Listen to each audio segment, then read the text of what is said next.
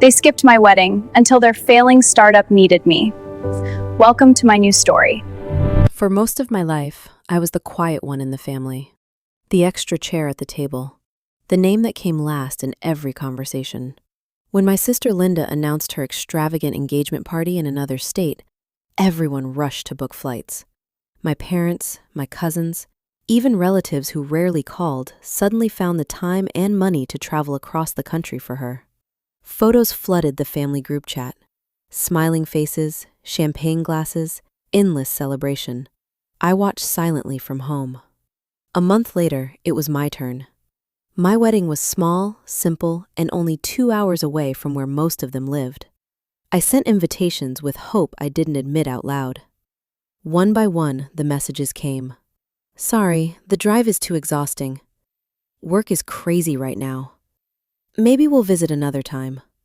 None of them showed up. But the day was still beautiful, because David stood beside me.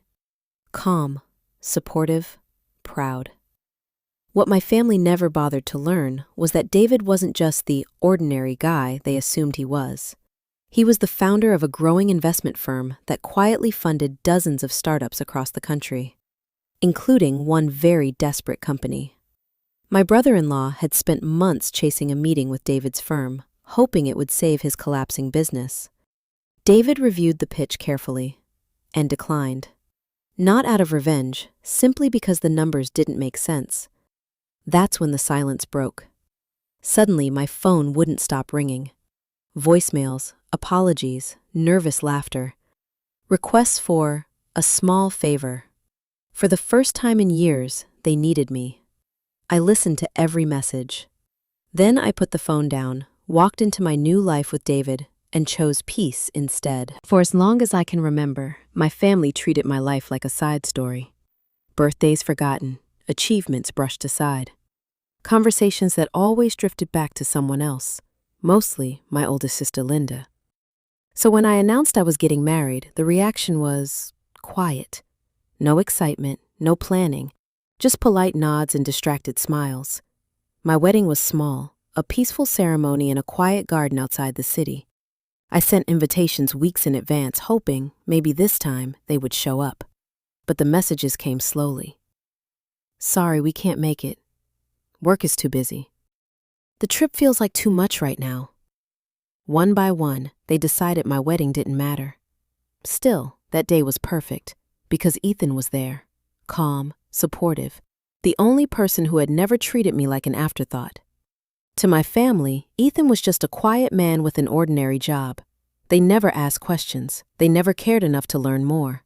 What they didn't know was that Ethan quietly ran a private investment firm that decided which small companies survived and which didn't. A few weeks after the wedding, my brother-in-law's startup finally secured a meeting with Ethan's company. Their business was drowning in debt, and this investment was their last chance. Ethan listened to the presentation carefully, reviewed the numbers, then declined. Not out of spite, the company simply wasn't worth saving. That's when the phone calls began. My parents, my sister, my brother-in-law. Suddenly they remembered my number, apologies, nervous laughter, desperate requests for help.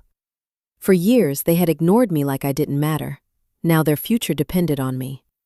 I listened quietly, then turned off my phone. Some lessons, I realized, are meant to be learned the hard way. Growing up, the pattern was always the same. If Linda wanted something, the whole family moved mountains. If I needed something, there was always a reason it couldn't happen. Linda's school events were crowded with relatives cheering from the front row. My achievements were usually followed by a quiet, "That's nice," before the conversation returned to her. I learned early not to expect much.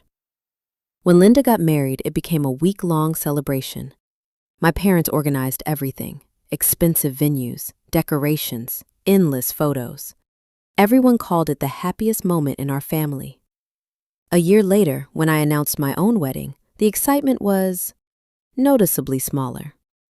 The ceremony was simple, just a small hall outside the city, nothing extravagant.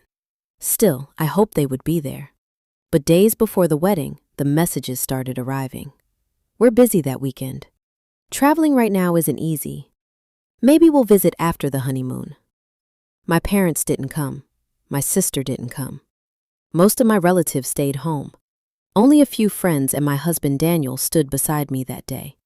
And somehow, that was enough. Life moved on quietly after that, until 6 months later. Linda's husband had started a tech company that was bleeding money. They were desperate for an investor. Desperate for someone powerful enough to keep the business alive. That's when they discovered something they had never cared to ask before. Daniel wasn't just a regular office worker. He was a senior partner at the investment firm reviewing their proposal. Suddenly, my phone started ringing. My parents, my sister, apologies, sweet voices, requests for help. For years, they had chosen Linda, so this time, when they needed me, I chose silence. All my life, I knew where I stood in my family. Not at the center, not even close. I was the quiet daughter, the one who didn't cause trouble, the one who didn't expect much. That place always belonged to my sister, Linda. When Linda hosted her lavish engagement party across the country, the entire family rushed to attend.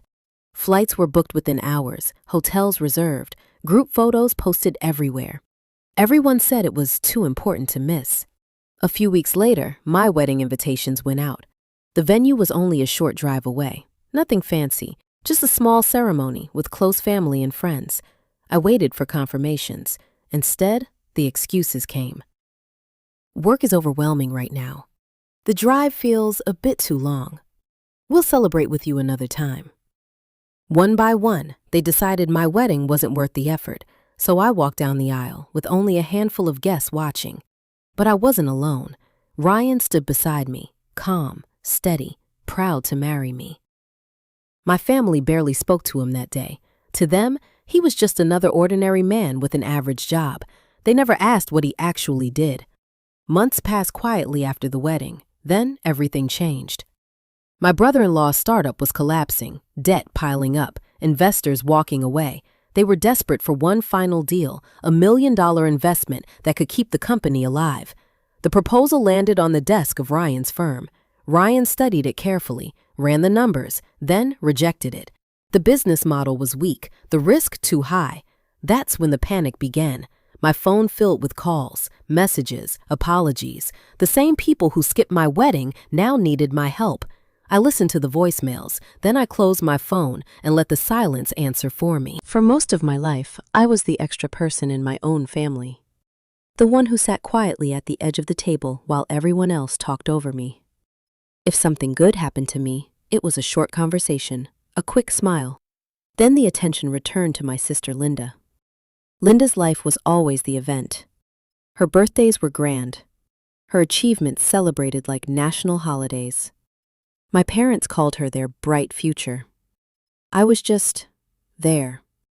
So when I announced I was getting married, the reaction was polite but distant. "Congratulations," my mother said, already checking her phone. My wedding was small, a peaceful ceremony by a quiet lake. I invited everyone, hoping, maybe foolishly, that this time they would show up. Some came late, some left early, a few didn't come at all. But the day still mattered to me, because Adam was there, steady, kind. The one person who never made me feel invisible.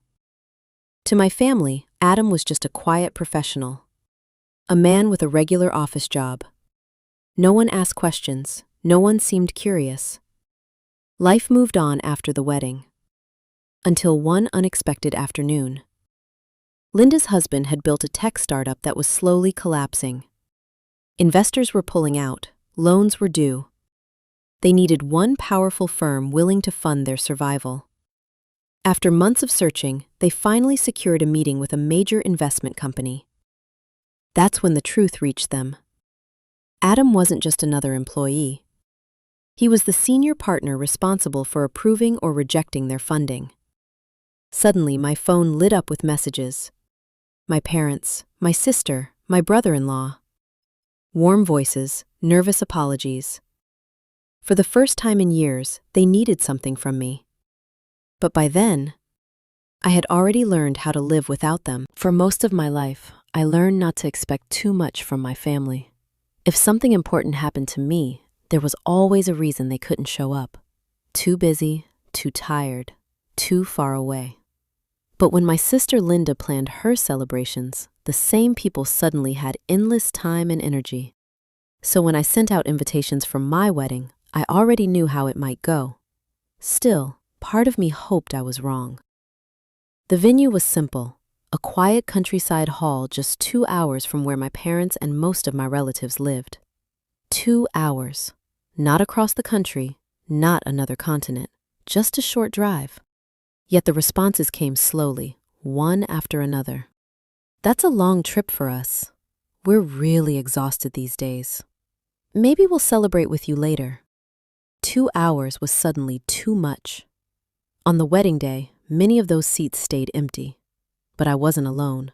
Noah stood beside me, calm, patient, proud to start a life with me. My family barely paid attention to him before the wedding. To them, he was just a quiet man with an ordinary job. They never asked questions. Months passed peacefully. Then, everything changed. My brother-in-law's tech startup began collapsing under debt. Investors pulled out. Employees started leaving. Their last hope was securing funding from a respected investment firm. After weeks of chasing meetings, they finally got one. That's when they discovered something surprising. Noah wasn't just an employee there. He was the partner responsible for reviewing their entire proposal. The decision was simple. The company wasn't stable enough. He declined. That's when my phone exploded with calls. The same family who couldn't drive 2 hours suddenly remembered exactly how to reach me.